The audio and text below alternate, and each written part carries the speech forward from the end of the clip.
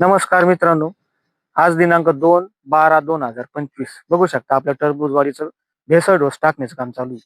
तर मित्रांनो, त्या भेसळ डोस मध्ये आपल्याला आपण 2 10 26 26 2 निंबोळी पेंट, 2 सुपर फॉस्फेट आणि एक सिलिकॉन 50 किलो आणि त्यामध्ये 25 किलो गंधक घेतले. एकरी 25 किलो गंधक घेतलेले मित्रांनो. आपल्याला सुद्धा एकरी 25 किलो गंधक वापरायचं आहे.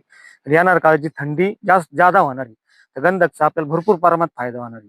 मित्रांनो, त्या डोसामध्ये आपण एक कीटकनाशक घेतलेलं आहे 4 किलो. त्यामध्ये रिजंट अल्ट्रा आहे.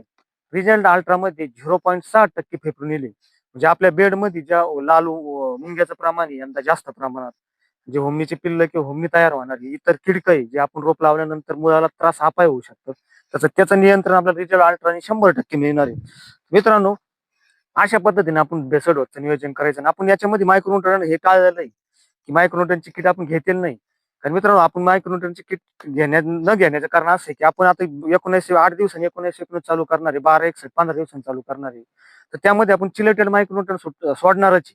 मग त्यामुळे डायरेक्ट चिलेटेड मायक्रोन्यूट्रन हे पाण्यातून जाणार असल्यामुळे डायरेक्ट वाढीमध्ये आपले उतरणार आहे. तो खर्च आपल्या ह्या डोसामध्ये वाचणार आहे. सुंदर असा एक डोस, स्वस्तातला असा डोस आहे मित्रांनो.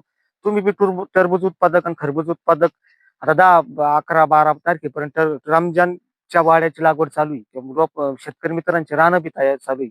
तर तुम्ही जरी भेसळ डोस घेणार असाल तर तुम्ही हा हा असा सुंदर असा आणि एकदम स्वस्तात असा भेसळ डोस आहे. याचा वापर करू शकताय तुम्ही आणि त्याचे रिझल्ट येणार का तुम्हाला बघायला मिळणार. एकदम छान असे रिझल्ट आहे.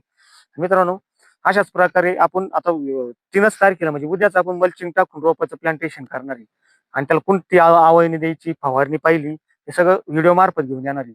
अशा पद्धतीने नवीन नवीन व्हिडिओ बघण्यासाठी चॅनलला फॉलो करा.